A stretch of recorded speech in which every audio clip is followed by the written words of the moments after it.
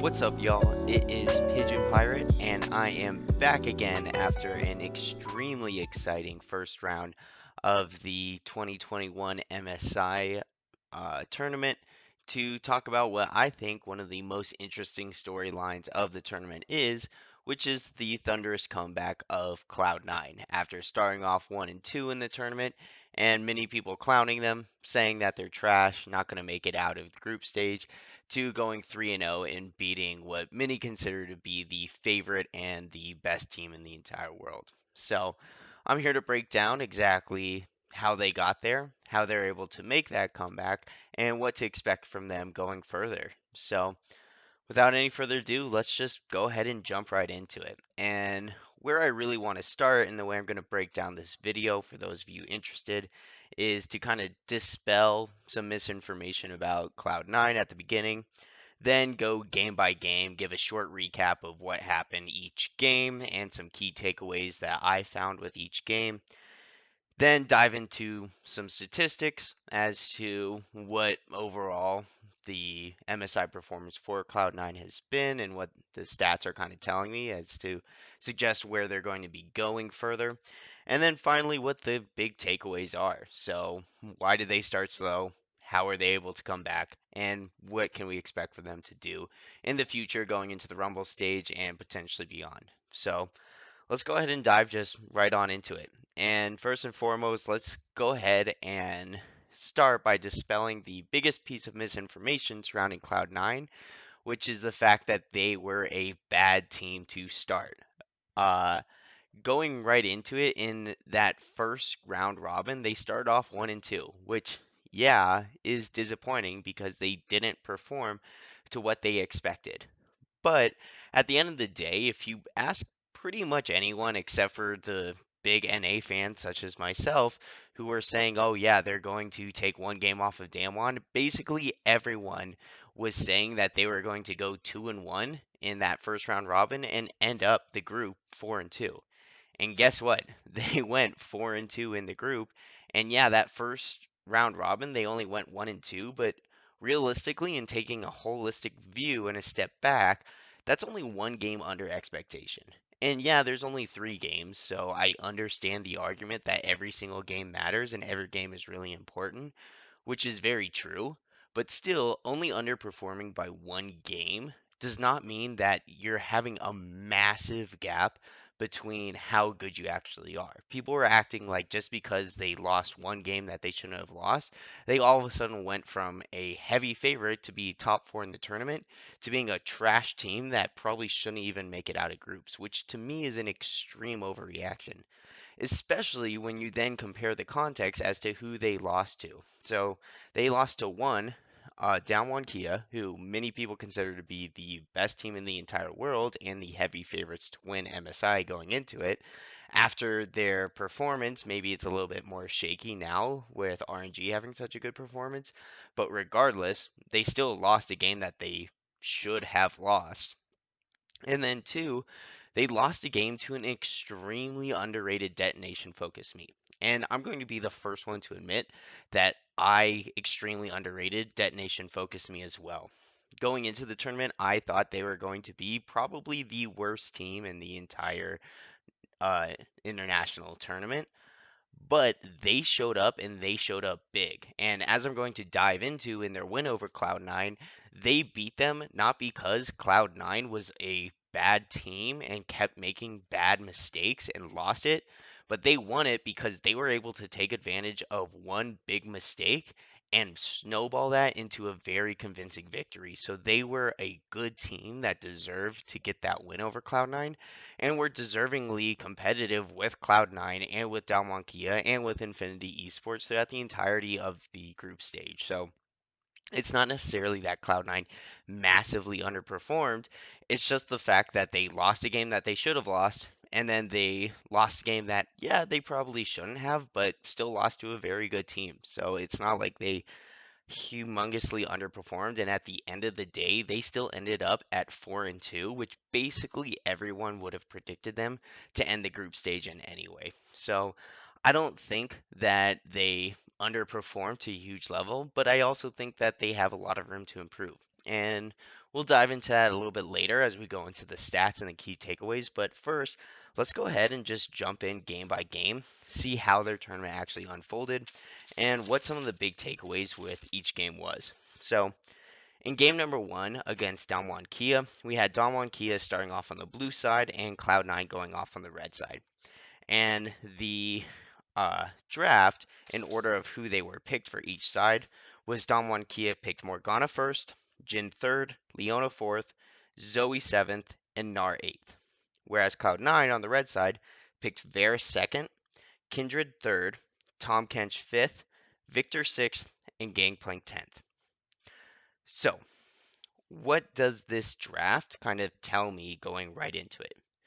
One, it's that Cloud9 is really looking to scale with this comp. You've got a Gangplank going against the Gnar, you got a Viktor going against a Zoe, Varus and Tahm Kench against a Jin and Leona, and a Kindred versus Morgana. None of those champions, except maybe Kindred, is really expected to dominate their head to head matchup, but all of those champions are expected to show up big in later game stages in the fight. So they're really looking to fight, but they've got no way to start off the fight. None of these champions have an ability with really hard engage and really hard CC right at the beginning. Whereas Damwon Kia has a lot of engage between Gnar, Zoe Bubble, Leona, Morgana. That's a lot of engage and ways to start off team fights, whereas Cloud9 really doesn't have any. And so they're just hoping that they can hold on, scale up late, and then end up dominating the team fights by not losing their lanes too bad and then showing up big later on. However, that's not really what happened. You saw Canyon, who many consider to be the best player in the world right now, just absolute dominate Blabber early game on his Morgana versus the Kindred and really showed him up. Um, you did see some really good performances by both Sven and Vulcan early on, getting a 2v2 kill against the bottom lane of Damwon Kia, as well as Perkz having a good laning phase in early fights. But it's really the snowball that Canyon started in the jungle and then transitioning that to the top lane with his Gnar and punishing the Gangplank pick by Fudge that really is what tilted the game. So as the game continued to move on and go further, you really saw that experience gap and gold gap that was built through the top in the jungle just absolutely snowball through and overtake the rest of the team. So despite the fact that both Perkz, Sven, and Vulcan were having decent games and staying even, they weren't able to carry hard enough for the top and the jungle of Damwon Kia to really snowball and run them over.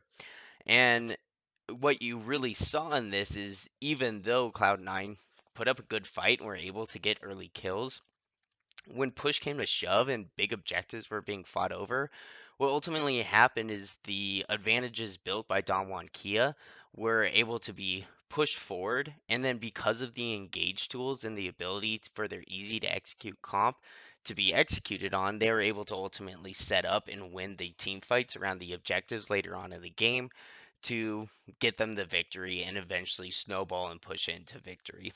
Um, and that's really where the biggest takeaway for me was in this game was twofold. One, I think Blabber underperformed. He just straight up got beat by Canyon and never was able to show up well on his Kindred pick. And two, it's that Cloud9 just didn't pick a composition that was easy to execute and one with any type of engage or agency for any one of their players to perform well on and really create their own advantage and then push that advantage forward. Everyone was kind of determined on being able to perform in a later game team fight, but they had no one to actually set up that team fight and put them in a position to win it. So I don't like to say that games are just doomed in draft because I never believe that is the case. But I do think in this instance, Cloud9 put themselves in a hole and put themselves in a position that's much harder to execute when they don't have their playmakers on champions that can make plays and they're really just hoping that essentially the other team isn't going to punish them. But when you're going against the best team in the entire world, you can bet that they're going to try to punish you. So ultimately, Cloud9 ended up losing game one, but that was kind of to be expected. really not that crazy of a deal. Game number two against Detonation Focus Me. This is the one that many people point to and say, yeah, Cloud9 screwed up. So what we had is Cloud9 on the red side, Detonation Focus Me on the blue side. The picks in the order were first pick over Detonation Focus Me was Udyr. Cloud9 then picked Varus and Nidalee. Responded to with Detonation Focus Me with Gnar and Kai'Sa. Responded by Cloud9 with Jace and then Leona. Detonation Focused Me then picked Zoe and Alistar, and the last pick by Cloud9 was Orianna. So, what essentially does these two team comps tell me right off the bat? One, Cloud9 is picking to win lanes, and win lanes hard. They're saying, okay, we learned from last time, we picked just scaling comp. Now let's just go ahead and win our lanes really hard. So they're betting that the Jace is going to be able to absolutely dominate the Gnar. They're saying that the Orianna is going to be able to beat the Zoe mid, and they think that the Varus and Leona, with a lot of engage, because finally they want to pick up some engage here, we're going to be able to beat the Kai'Sa and Alistar, because we all know Kai'Sa is just wanting to scale up and show up big in this team fight. So they're saying, okay, let's go ahead and smash the lanes here and try to dominate. However, once again, they did not really have enough engage nor enough CC and team fight potential for Cloud9. With all their champions like Nidalee and Jace, you're really looking for picks and to dominate that laning phase and dominate early on. But in actual team fights, Nidalee essentially becomes worthless after the first 15 minutes of the game. Jace has no ability to lock anybody down, and so you're really heavily relying on Leona to set up the entirety of the team fight, and then hoping Orianna can show up huge with the shockwave. And with all that being said, then the damage from Jace and Nidalee and Varus can come out afterwards. But you're really putting a lot of eggs into the basket of only one major engage tool, which is Leona.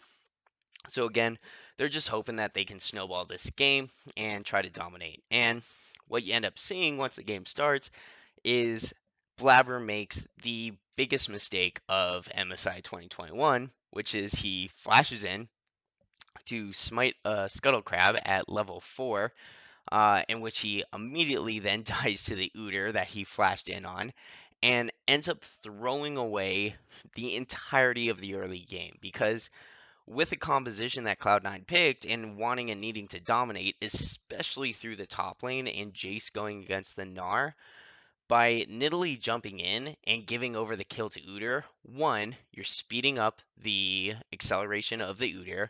You're two, setting yourself as Nidalee behind so you don't have nearly the amount of pick potential that you had before. And three, and what really ended up happening is you allowed the Udyr to just continue to go topside over and over to gank the Jace. And they did have some good kills against the Jace with the Gnar and other people roaming up top, which absolutely put Fudge behind. But even the ones that didn't result in immediate kills, you continue to see them try to punish the Jace and put him further and further behind. And it's not necessarily that Fudge fell off a cliff and was completely useless. He showed up really big in team fights actually later on in the game, but you prevented him from snowballing and achieving what he needed to achieve to give Cloud9 their winning objective.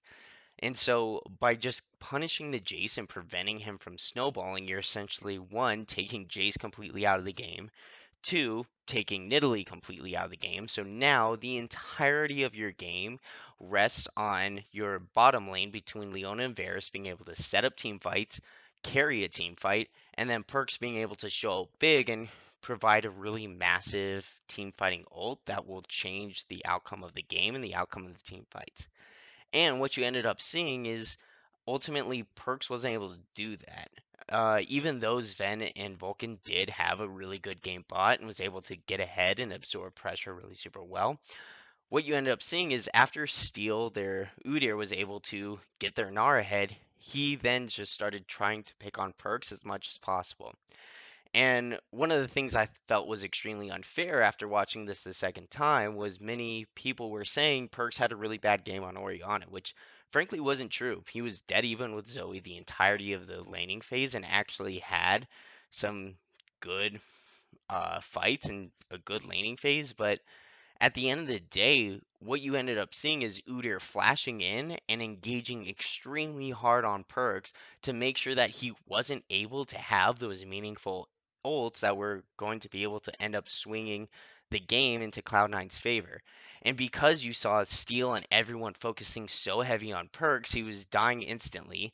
Then the Jace and the Nidalee were essentially useless, and then Varus and Leona just weren't able to carry hard enough after the rest of the team immediately killed Perks and turned on to the rest of them.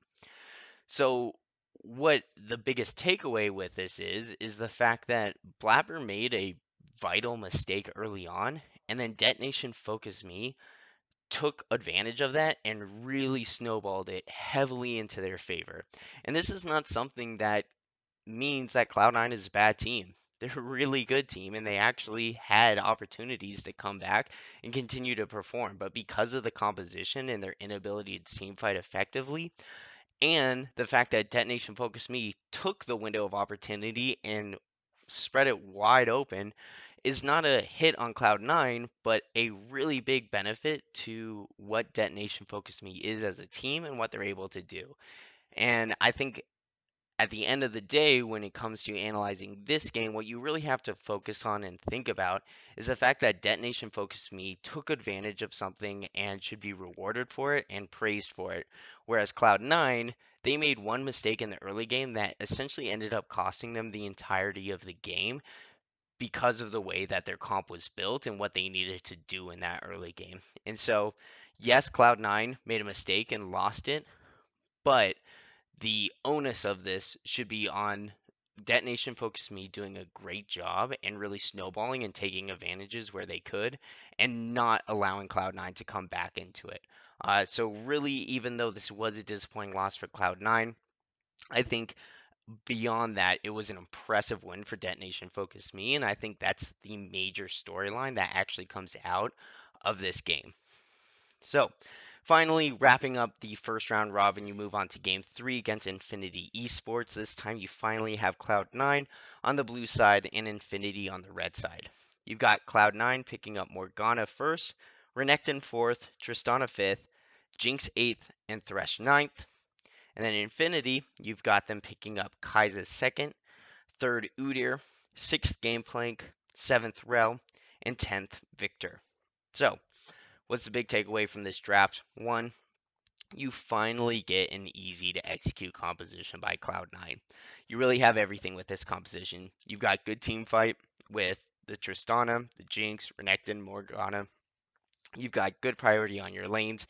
Every single one of these lanes has the agency and ability to win it. You got the ability to push lanes, and you've got heavy crowd control come later team fights. Yes, it's potentially easy to build against them, being a lot of or a lot of attack damage. However, they are an easier to execute comp. You're giving agency to all of their players, and you finally have the ability, or you finally have a team comp that's not going to be incredibly reliant on one single thing to happen in order to win the game. So, how does this game ultimately end up unfolding? Well, once again, you see Blabber getting beaten early on. Um, this has just become a thing with him throughout MSI is he's not getting advantages early on in games. However, Blabber did come back. Come the later stages of the game, he actually had quite a big CS difference over the other jungler, and so he did end up coming back and being impactful, but he really set himself up poorly early on. And you saw Infinity really trying to take advantage of the early game and getting a lot of early kills, especially in that bot lane. I like to kind of compare Infinity Esports to RNG a few years ago when they had Uzi, where they would just sink all their resources into their AD carry being Uzi.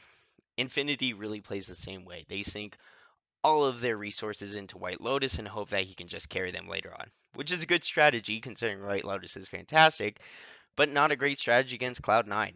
As I highlighted in my video, talking about Cloud9 going into it, is their bottom lane between Vulcan and Sven is amazing at absorbing pressure, and that is exactly what they did. They were able to take all the ganks, all the pressure that was continuously thrown at them through Infinity Esports, and was able to stay in the game and relatively even with White Lotus throughout the entirety of the game. All the while, Perks on the Tristana was able to just completely pop off and take over the game. This guy was making plays around the map, and anytime the Victor tried to leave lane, he was punishing it hard by taking towers and pushing down plates. So what you ultimately ended up seeing is Sven and Vulcan able to do what they do best, which is absorb the pressure being put on them from opposing teams, and then give Perks the agency to win the lane and end up dominating and carrying the game later on. And so, even though they start off pretty slow, they're able to build their way back into the game, fight over the objectives, have a really good team fight that was easy to execute because of the way that they drafted it, and ultimately end up carrying the later parts of the game and winning the game out. So it was a much needed victory for Cloud9 after starting off 0-2 and really righted the ship for them. And so it was a good way to end it, but this is when that narrative of Cloud9 is massively underperforming started to come in. And like I said, I felt like that was incredibly unfair. Yes, they lost a game that they should have won, but at the end of the day, I think Detonation Focus Me was deserving winners of that. And it wasn't just the fact that Cloud9 was completely outclassed, because they weren't. They just made one mistake that was extremely exploited to the best of their possibility. So, let's go ahead and move on to the second round robin. And we'll try to cover this all pretty quickly because, as we all know, Cloud9 was able to really come back and go 3-0 in that latter half. And what they did and really changed it around is they started to put their carries in Blabber and Vulcan, so not their carries, but they're ones that can carry the team fights, onto engaged champions and champions that can really create agency and set up the team fights as best as they can for the rest of their team. And that's really where you started to see Cloud9 take off as a team, is once you take Blabber off of just these pure damage champions and put him onto champions that can run at the other team, engage on these team fights, and just allow the team to jump in behind him and really carry those fights for him. That's when you see Cloud9 get absolutely unlocked, and that's what they really discovered about themselves and exploited in this second round robin. So, game number 4 against Damwon Kia. You had Cloud9 on the blue side, Damwon on red. Cloud9 picked Lee Sin first, Udyr 4th, Tristana 5th, Alistar 8th, and Victor 9th. Damwon Kia picked Kai'Sa 2nd, Rumble 3rd, Nautilus 6th, Jace 7th, and Sylas 10th. So, biggest takeaway with this is Cloud9, like I said, they bought into the Engage and they put Engage on Blabber, stuck him on the Udyr, he's played forever in the LCS this year, and they really said, we'll give you these power picks if you want the Rumble, so be it. We know that we need to engage and we need to give agency to our carries to be able to set up these team fights well if we want uh, to win this. And they also said, you know what? We think that we can beat you or stay even with you in laning phase, and that's where it's going to come down to. Because matchups like Lee Sin versus Jace, Victor versus Sylas, even the Tristana versus the Kai'Sa, these are really matchups that can go either way in lane. And so they were betting that, hey, we got the engage to win team fights later on, and we're going to stay even and beat you in the laning phase, and we're going to win this game. And that's ultimately what ended up happening with Cloud9, is you saw them really start to take advantage of the playmaking ability. You see on the Udyr, Blabber do a flash play up top to get a kill early on to Lee Sin, which Fudge was then able to take that Lee Sin and make plays throughout the rest of the map. You're able to see Perks have an amazing Victor play that was able to stun two people up mid and take them to basically no health that Blabber flashed in and was able to take advantage of and get a double kill on as well. The bottom lane, as per usual, is an absolute rock, observing any type of pressure and staying absolutely even with Ghost and Barrel down in that bottom lane. And in an incredibly back and forth match, what ultimately ended up winning the game for Cloud9 was the fact that between the Alistar and the Udyr, both Vulcan and Blabber made amazing engaged plays onto the carries when it was absolutely needed most. In fact, the Dragon play at around 30 minutes, 25 or 30 minutes, where they were able to flash in and immediately kill the Tristana, absolutely broke the game wide open and won the game for Cloud9 because you finally put these players that are really good at setting up team fights on engaged champions. And so they engaged on the right targets, did everything that they needed to do, and then allowed people like Perks and Sven and Fudge to do what they do, which is deliver the damage and carry them later on in that fight.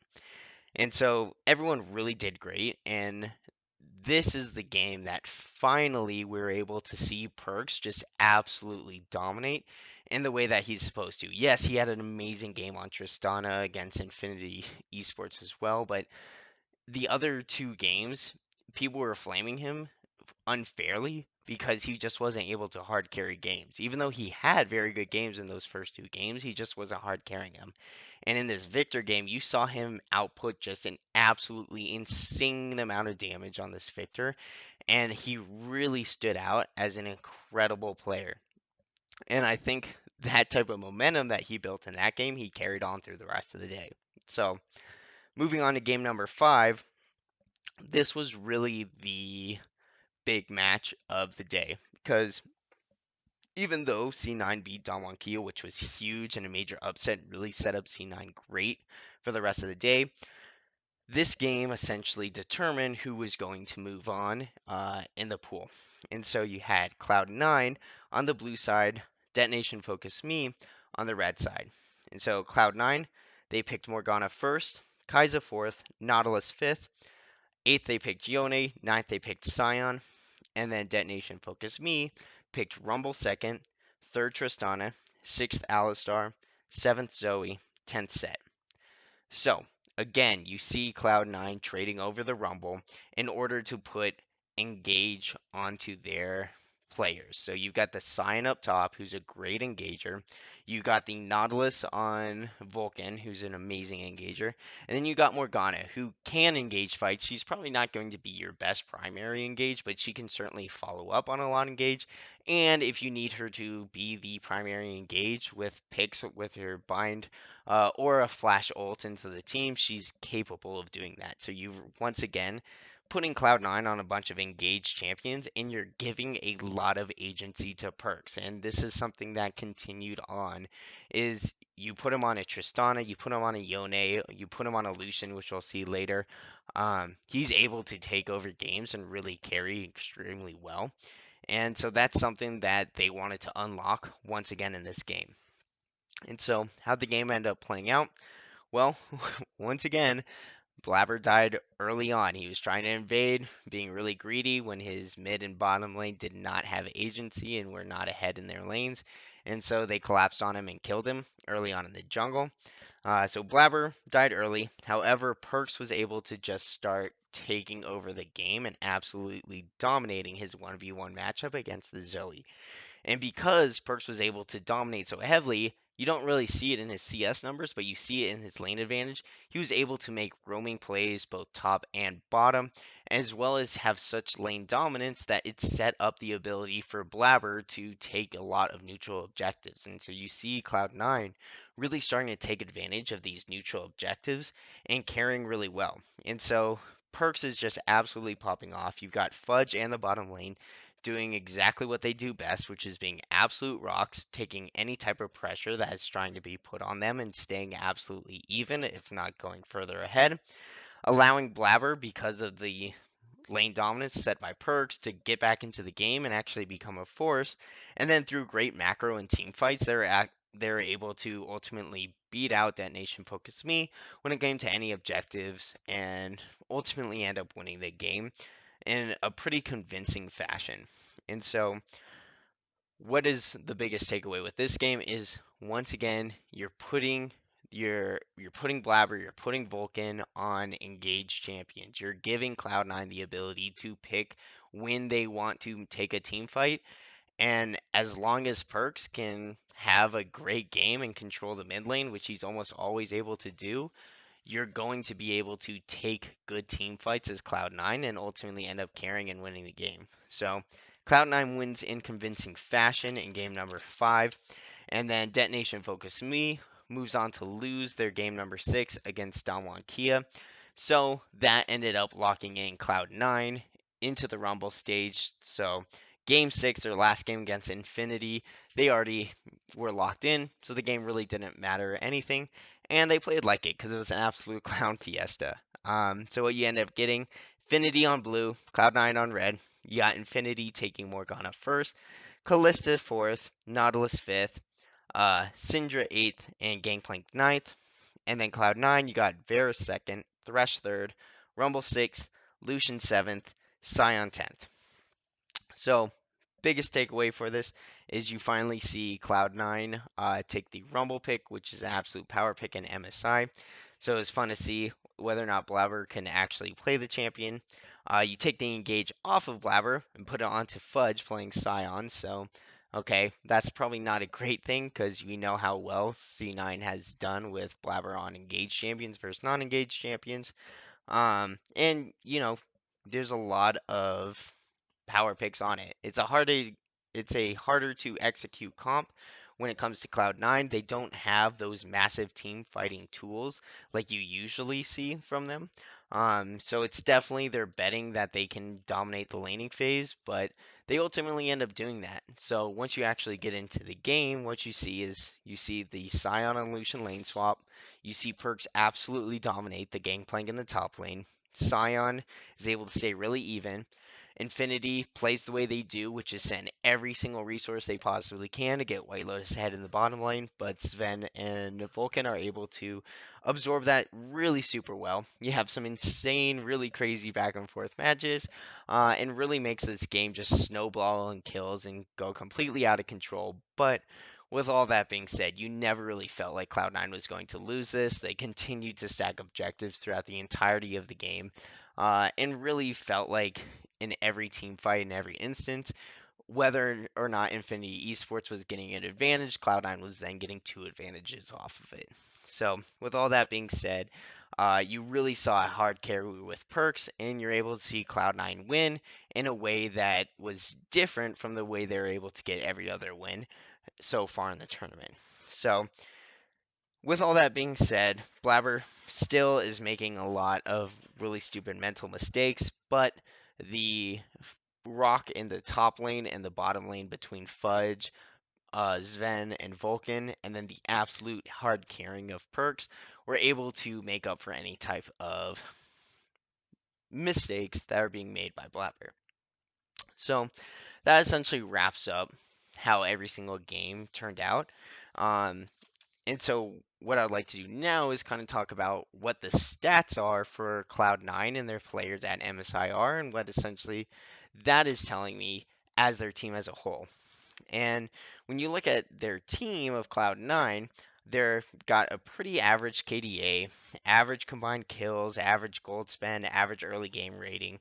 And so really none of this is standing up. Yeah, some of them are slightly above average, which is good, but nothing standing out really great. But when you look at what is standing out for them, there are two big things. One, they're second in the mid to late game rating, and they're one of the best warding teams in the entire MSI. So, what essentially that's saying is when you're giving them agency to actually engage and choose the team fights that they want to choose, they are winning those team fights hard. And even if they don't have that agency and the ability to engage, they're still playing those team fights as well as they possibly can. So this is a team that clearly is really mechanically gifted and know how to play out team fights when they want to. It's just whether or not they can actually get the team fights and force the team fights that then going into their individual players, uh, each one of their players has decent stats. Um, so first you look at Sven, their AD carry. He's got incredibly high damage per minute and damage percentage, so damage percentage of his team for AD carries, despite having pretty average laning stats when it comes to experience difference or goal difference at 10, which to me really suggests that he's able to absorb the pressure because a lot of teams are sending um a lot of resources to their bottom lane, like you saw with Infinity Esports or Dongwon Kia. They're spending a lot of resources to try to put Sven down, but he's able to absorb that pressure and have an average laning phase, but then show up really big in team fights. So I think that's incredibly encouraging. And Vulcan is another one of those guys that again has pretty average stats around the board, but has fourth uh, best KDA when it comes to sports. So he, just like Sven, is able to absorb that, and then once he actually gets on these engaged champions and gets into the team fighting stage, you see him actually doing really super well and not dying and helping his team really carry these later game fights. So I think that bottom lane is absolutely a rock and able to hold their own against some of the best ones. Fudge he's just average across the board. There's really nothing incredibly special that I saw in any of his stats, but nothing really bad either, which I think is really good because you had a big pop off game in his Lee Sin game, but you also saw some games where he really fell pretty far behind, like the Jace game that he played or his first game against Dom Kia. So I don't necessarily think that Fudge is their strongest player, but I don't think he's a negative at all. And he's shown that he can play with the best top laners in the entire world. So I think, again, encouraging sign. Perks absolutely popped off. This guy was second. And finally, as for Perks, this guy absolutely dominated. He was second overall, not just for mid laners, but just in general in damage per minute. He was a top three for mid laners in 15 minutes gold difference, experience difference, and he was one of the best warders for mid laners in the entire league. So this guy can absolutely carry, and he carried really super hard in a lot of ways for Cloud9 throughout the course of MSI. So, with all of this being taken into account, what does this essentially mean for Cloud9 and where do I see them continuing to go from here? One, yes, they had somewhat of a disappointing beginning to their MSI experience, but they were able to turn it around and really have the MSI group stage that many people probably predicted that they would have, which is going 4-2 at the end of the day. And they were really good in a lot of ways. This is a solid team and a team that can take advantages when given to them and really carry later on in big team fights. But they succeed incredibly well when you're putting Blabber and Vulcan on engaged champions. When you're allowing these guys to pick and choose when they want to take a fight and take that fight and deliver on it, they perform at their highest level.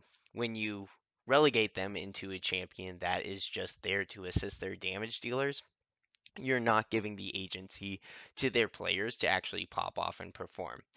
And when you allow Perks to be able to dominate and get his own advantages in lane, you're going to see the guy do it because he's an absolute monster, a veteran when it comes to the world stage, and a guy who can hard carry teams and hard carry fights. So all this being put together, I actually continue to have a lot of high hopes for Cloud9 because I think that they're going to be able to really dive into this style of putting Blabber and Vulcan on engage heavy champions, give agency to Perks, and allowing Sven and Fudge to just stay even in the lane and show up really big in team fights.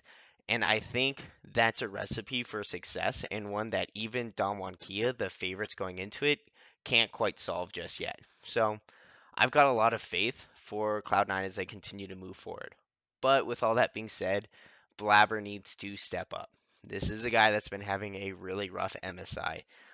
He's really far behind early on in the game and has a really low kill participation for junglers. He is not making the plays when he needs to make them, and he's essentially allowing the rest of their team in Cloud9, which is a very good team, to carry him. And the mistakes that he's making are not necessarily mechanical ones, they are just mental ones. He's making bad decisions at bad times. And when you allow him to get later on and do what he does on these engaged champions, he's really good and can deliver. But early on, he's making bad choices, and he needs to fix that if Cloud9 actually wants to make a run here. So I've got a lot of faith in Cloud9 turning this around and actually still living up to my prediction, which is making the finals here against Dalmon Kia. But I think all of that rests on whether or not Blabber is able to deliver and perform at the level we know he can.